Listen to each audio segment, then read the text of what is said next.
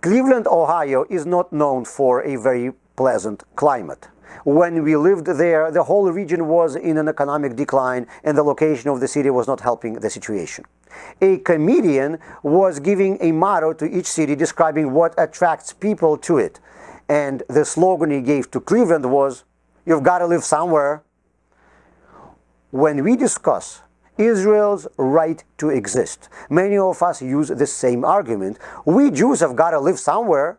We were persecuted in almost every country, and therefore we need our own place.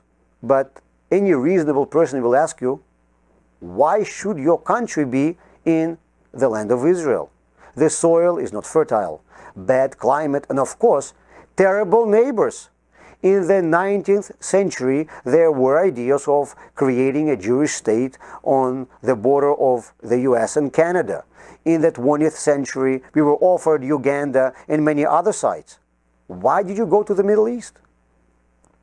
If the only reason for Israel's existence is the safety of the Jews, then we made a big mistake by creating the state where it is today.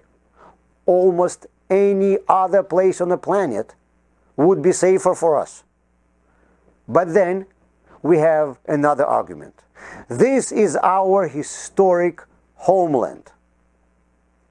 The problem is, though, that Judea was conquered by other nations more than 2,000 years ago. If we want to return all lands to their owners of the beginning of the Common Era, then we will have to redraw the borders of all the countries in the world. History moves forward. Countries are changing. The argument of a historic homeland from which we were expelled 2,000 years ago doesn't really work. We lived in many countries of Europe and Asia for a longer period of time than we lived in the land of Israel.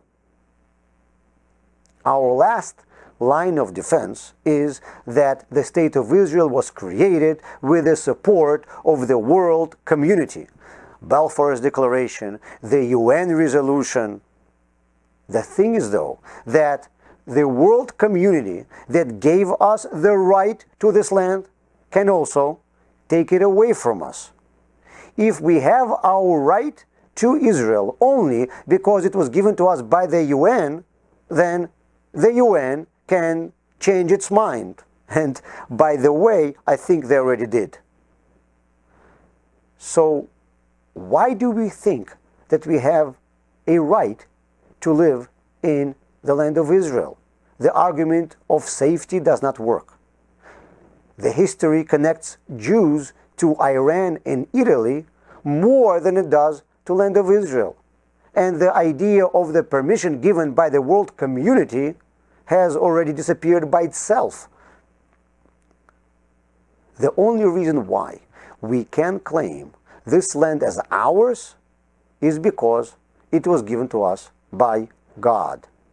Jerusalem is the capital of Israel only because God said to build his temple there. Judaism is the only thing that connects our people with our land.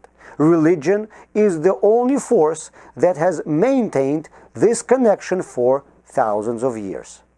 Throughout the centuries, we prayed for a return to Israel every single day.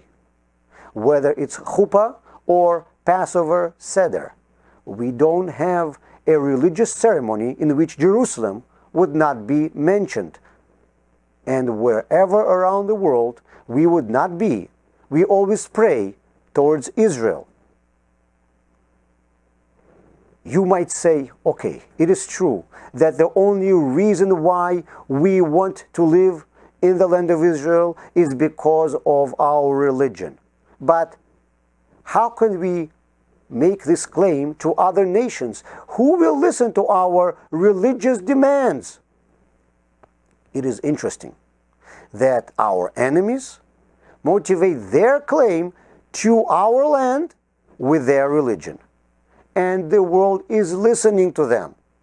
And we are still mumbling about our safety. This is where the preposterous idea of exchanging land for peace comes from. They tell us, They need the land because of their religion. And all you need is safety. For the sake of your safety, give them this land. The Torah is the only basis for our right to live in the land of Israel today. And our claims to our land will be listened to when we will stop being embarrassed to tell it as it is.